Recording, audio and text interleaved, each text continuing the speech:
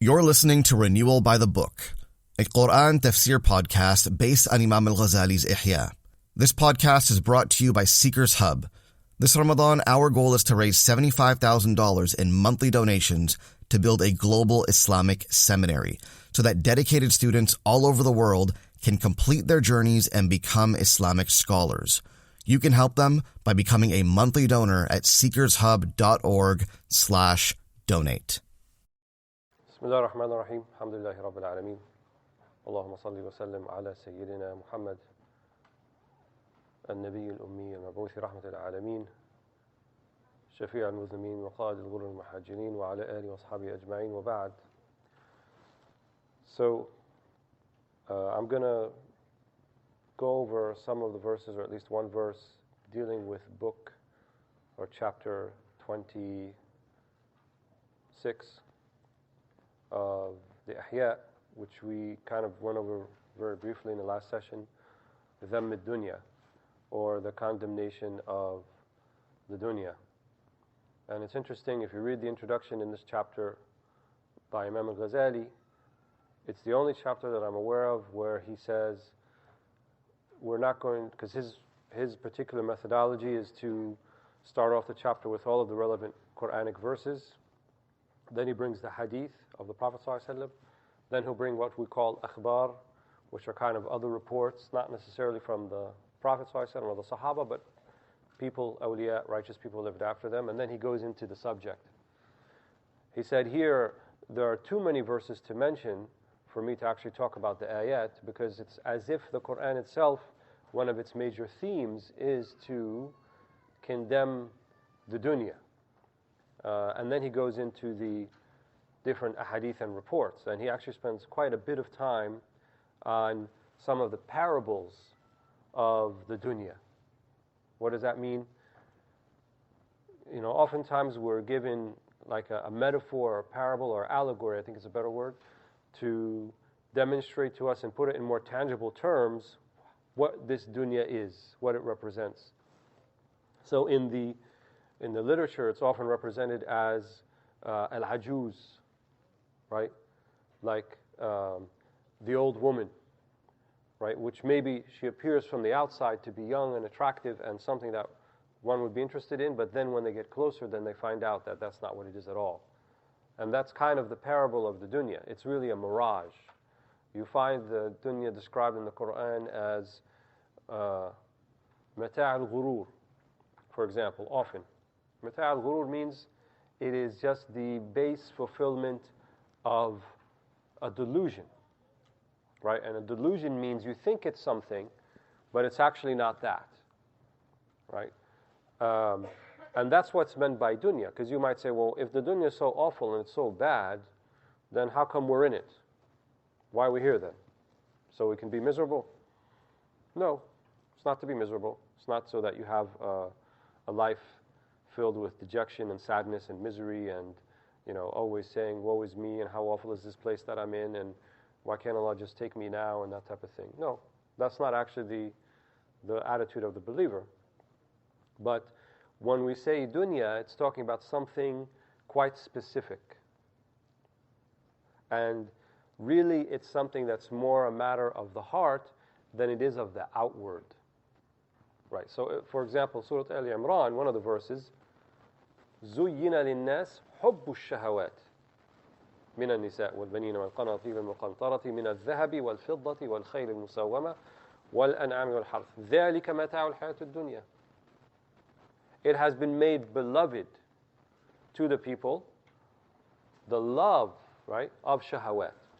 Love is an attribute of the heart. It's not an attribute of anything else. It's something that's squarely located within the heart.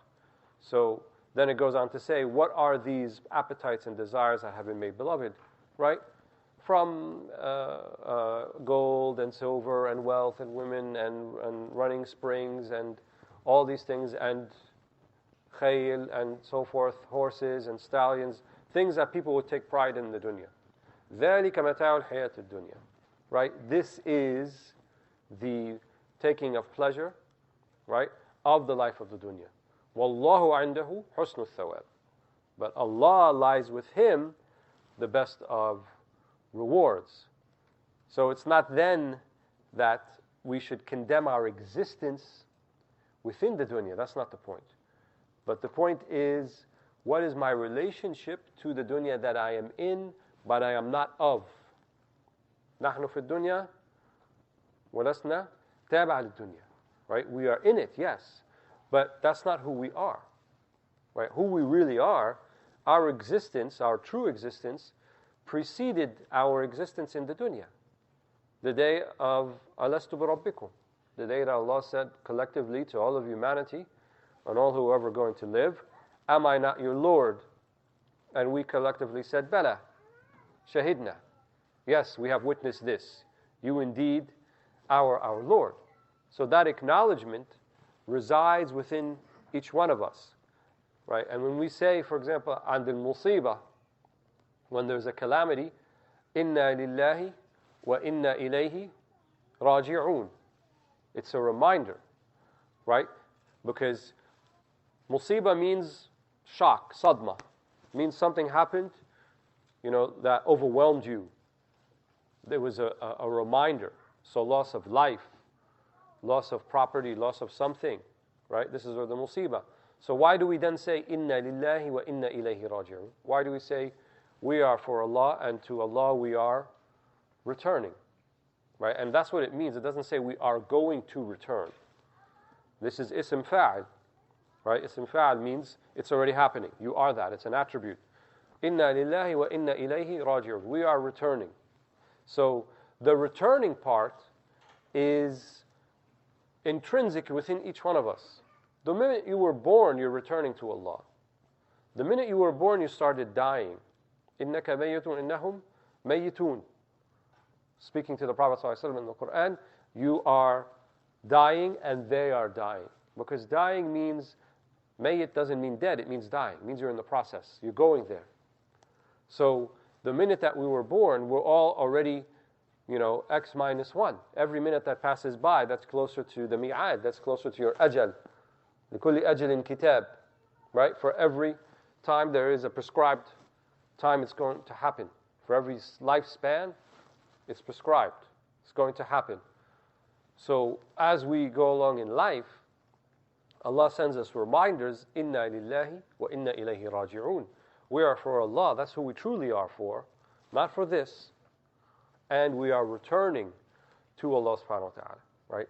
And Allah draws so many parables for us, not just in the Quran. What the Quran does, it points to us where to look oftentimes. So one of the verses that I want to go over with you from Surah Al-Hadid, where Allah subhanahu wa ta'ala says in verse 20, اعلموا أنما الحياة الدنيا لعب ولهو وزينة وتفاخر بينكم وتكاثر في الأموال والأولاد كمثل غيث أعجب الكفار نباته ثم يهيج فتراه مصفرا ثم يكون حطاما وفي الآخرة عذاب شديد ومغفرة من الله ورضوان وما الحياة الدنيا إلا متاع الغرور. اعلموا أنما الحياة الدنيا لعب ولهو. Know. That's one of the most important words in this verse. اعلموا. Know that the life of the dunya لعب وله. It's just play and frivolity. How do we know that? Right? There's this kind of strange thing when people talk about faith, when they say, accept it on faith. Just take it on faith. Like, it's as if you're making a leap of faith. Take a jump and hope that whatever you have faith in turns out to be true. That's not really the Islamic paradigm. Because the Quran tells us, Allah tells us, أَعْلَمُ أَنَّهُ لَا إِلَهَ إِلَّا اللَّهِ أَعْلَمْ أَنَّهُ لَا إِلَهَ إِلَّا اللَّهِ No, لَا إِلَهَ إِلَّا اللَّهِ No, the dunya is this. So it's knowledge, right? It means it's yaqeen. You should have a certainty about it. Not it's a leap of faith, well, I hope it turns out like everything the Quran said at the end. No, you have to know it before you get there, right? Know this thing. Why should I know it? Because you heard it from Allah subhanahu wa ta'ala, right? Who brought it via as-sadiq al-masduq, who brought it via our Prophet sallallahu alaihi wasallam, the one who is sadiq, the one who is truthful, and the one who is trusted. And he is the one who is informing us of this. So, know, right? Know al-hayat ad-dunya la'ibun wa lahu.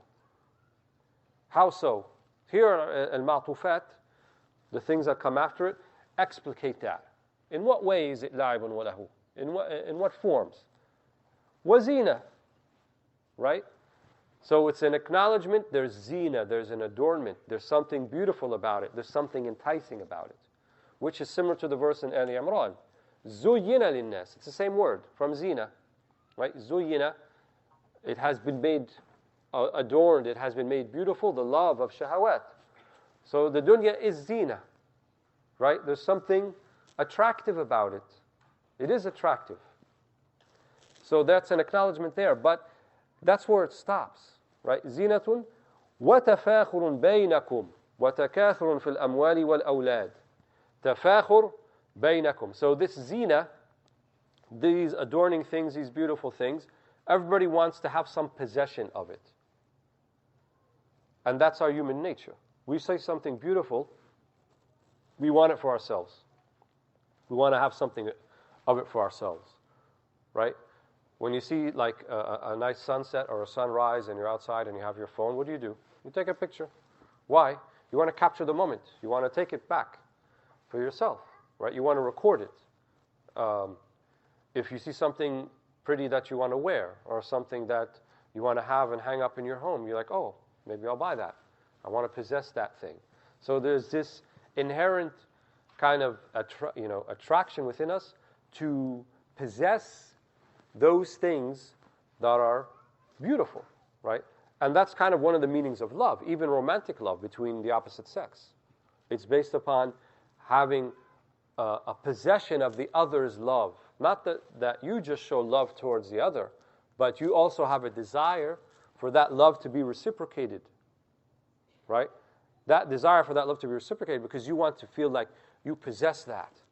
And at the same time, you don't want to share it with anybody else. Right? You don't want the love of that person to be shared, right? Their love for you to be shared with others. This is where jealousy comes up because, I want it. Why the other people? Something I want to have to myself. So at the same time that this thing is something about us that will make us lean towards things that are artificially beautiful, we use that same quality within us so that we reorient it to things that are not just artificially beautiful, but they are meaningfully beautiful, truly beautiful. What are the things that are truly beautiful? Not the zina, not the outward things, but the inward things, right? True love is not just based upon istimara or mule or inclination towards something because it's attractive from the exterior. True love will be based upon something, a wanting of possession and attraction to something for its inner beauty, right? And the inner beauty is going to be the beauty of quality and not quantity. The beauty of quality, inner attributes. We love things that are merciful and compassionate and kind and honest and trustworthy. All of these attributes that all of humankind agrees that they are the best attributes to have, they all found their perfection within the person of the Prophet Muhammad ﷺ. That's why we love him. And that's why we love those who loved him and those who had took something of that from him. That manner, that character was transmitted to the Sahaba, to the companions, and then that was transmitted to the Tabi'een, the successors, and so forth. And so all of these things coming from that general source of the Prophet Muhammad ﷺ, the epitome of beauty. So we lean towards that. We desire that. So all it is then is to reorient ourselves. Too many people who become, I think, religiously committed, or many people who become religiously committed, they think that, okay, I can't love the dunya, that means I can't love anything. And I have to be harsh with everything. And I have to have sort of this kind of perpetual frown on my face to show that I'm a more religious person. And that's what religiosity is about, is to be stern and harsh and rejection of everything. No, I would say it's not quite rejection, it's reorient. You're still a human being, you still have those qualities, you're still going to want to love things, you're still going to want to be attracted to beautiful things, but reorient it away from the dunya and put it towards the akhirah, right? things of the akhirah, things that will bring you to akhirah. So here he describes what's this dunya. تَفَاخُرٌ بَيْنَكُمْ, competition between people, right? I have, a Toyota Corolla. Oh yeah, well I have a Lexus. Oh yeah, well I have a Bugatti. Oh yeah, well I have a Lamborghini. This competition back and forth. Tafakhur, right? It's all about ego. It's about inflating the ego. وَتَكَاثُرٌ فِي الْأَمْوَالِ وَالْأَوْلَادِ, an accumulation of wealth and even of children, right? It's not saying don't have children, but it's saying that if you see your children as a means of up-one'smanship, of other people, to say, look, I have more than you. I have more cars. I have a bigger house. I have, more wealth. I have this. And people want to do that. People want to feel that way because it inflates their ego. I think there was a survey that was done a few years ago that I remember reading, and people were asked, would you rather have double your salary or know that you make, or everyone else have half of what you have? They said, no, I'll have everyone half of what I have. That's a very human trait. You just want to feel better than others. Your situation hasn't changed, but if everyone else's situation goes down, then that's good. That makes me feel okay about myself. This is from amongst, the shahawat, from the appetites of the dunya. And then here's the parable. كَمَثَلِ غَيْثٍ أَعْجَبَ الْكُفَّارَ نَبَاتُهُ. Right? كَمَثَلِ غَيْثٍ أَعْجَبَ الْكُفَّارَ نَبَاتُهُ. Like the rain that comes, أَعْجَبَ الْكُفَّارَ. What does the kafir have to do with this?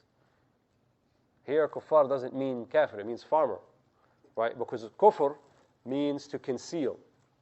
So the farmer, what does he do? He conceals the seed in the ground, and then he waits for the ghayth, right? For the rains to come, and so that he can harvest his crop later in the season, or during when it's season. So كَمَثَلِ غَيْثٍ أَعْجَبَ الْكُفَّارَ نَبَاتُهُ, right? He is so happy with his nabat, with his crops, with his field. ثُمَّ يَهِيجُ, right? But then it goes away because of the seasons. فَتَرَاهُ مُصْفَرًّا, and it becomes yellow, right? In the winter or in the fall. ثُمَّ يَكُونُ حُطَامًا. Then it's nothing. حُطَام, just ash. Nothing is left. That's how the dunya is. You see it on the outside, right? You see it in a particular state that it's in now. But when Allah subhanahu wa ta'ala says in another verse, كُلُّ شَيْءٍ هَالِكٌ إِلَّا وَجْهَهُ, everything is going away. Everything is destroyed. Right? And it's the same, this is what we call ism fa'al in Arabic, which means that it's not going to be destroyed, it is destroyed. كُلُّ شَيْءٍ هَالِكٌ إِلَّا وَجْهَهُ. So everything is in a state of going to destruction, going to diminishment, going to non-existence, except for Allah subhanahu wa ta'ala, right? And one of the things about the divine view is that there is no sense of past, present, or future. It's all the same.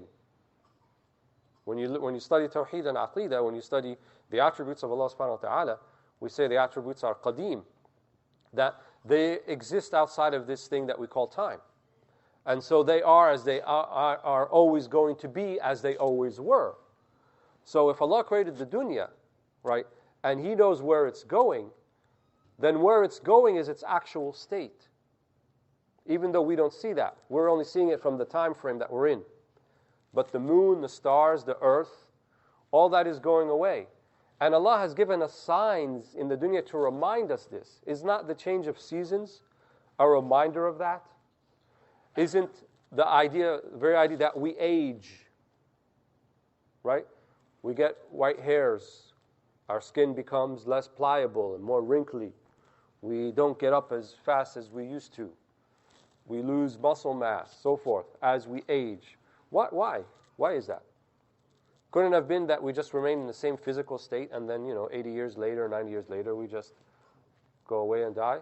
Why is it that there is a process where things diminish, right? And they become less until they're gone. Look at even the moon. The Sahaba asked about the moon. يَسْأَلُونَكَ عَنِ الْأَهِلَّةِ. They asked about the hilal. Why is it that in the beginning of the month it's this small crescent silver, new moon, and then it continually, gradually gets bigger until it's a quarter moon, and then in the middle of the month it's in its full glory, a full moon, right, and lights up the night. That's why they call them Ayyam al-Bid, or Layal al-Bid, the white nights, because the moon lights up the 13th, 14th, and 15th of the month. But then it gets smaller and smaller and smaller until at the end of the month it's gone. And if you didn't know anybody, you think, well, there doesn't exist a moon because I can't see it. Right? That's how we are. Everything has kind of a beginning, and it gets to a dharwa, it gets to a high point, and then it begins to diminish until it's gone. But then it can come back. It's recycled. That's why the Quran also blames the kuffar. They say, how is it we're going to be bones and ash and so forth? Then Allah is going to rejoin us once again. Do you not see that all of the parables in the dunya, how is it that, the greenery and the crops and so forth, how is it that the greenery and the crops and so forth go away, right, in winter and become brittle and yellow and gone, as if there was nothing there? And if you never saw the seasons and you looked at that in the winter, you'd think, how could that come back? There's nothing to it, right? But then March, April comes around, things start growing again, and then become full bloom in May and June, and they last throughout the summer, July and August. And you wonder, subhanAllah, how's that happening? Right? As if there was no life. The birds come back, they build their nests, the eggs hatch, they go around, and all of a sudden life is there once again, and then the cycle repeats itself. And that's the cycle of the dunya, of the life, right? So dunya here, what is meant is those things that get in the way of your akhirah. So a dunya is like provision. Take what you need and leave the rest. Yes, you have to eat. Yes, you have to drink. Yes, you have to live in a house. Yes, you have to cover yourself with clothing. These are all necessities. But the idea then is to use them and take part of them in as much as it's going to be a matiyya or a mount, right, like a riding animal that takes you towards your akhirah. Anything more than that is distraction, really. Anything more than that is going to be a distraction. So it's like we're all on a journey, right, and we're going through the airport, and some people are like, building houses in the airport and trying to, buy new carpet and things, and we're like, we're in the airport, we're leaving. Don't waste your time. Let's just go to the food court, get what we need, and wait for get on the flight, because we're going to go to the place we're supposed to go. But many of us, we think that the dunya is here and it's the be-all and end-all, when in the end of the day, it's just passing through. The dunya, dar mamar wa laysa dar maqar, as they say. It's passing through, and it's not the final stage. So we ask Allah subhanahu wa ta'ala to avail us of His mercy and of His maghfirah, and in these last 10 nights of emancipation, release from the hellfire, and we ask Allah subhanahu wa ta'ala to make us of those that this month does not end, this night does not end in particular, except we are written amongst those who have been freed from the hellfire and freed from our lower passions and desires, and that we may come out of this Ramadan in a state better than the state that we entered into it, and that we be a people of dhikr and rahmah and compassion and qiyam and siyam, and may He make it solely for His sake, because He is the one who is capable of doing that. Alhamdulillah Rabbil Alameen. Jazakumullah khair. Thank you for listening to this Seekers Hub podcast. To listen to the rest of our shows, please visit seekershub.fm. You can also subscribe to our weekly email newsletter called Compass, where we'll send the best of Seekers Hub's content straight to your inbox every single week. To get on the list, visit seekershub.org/compass.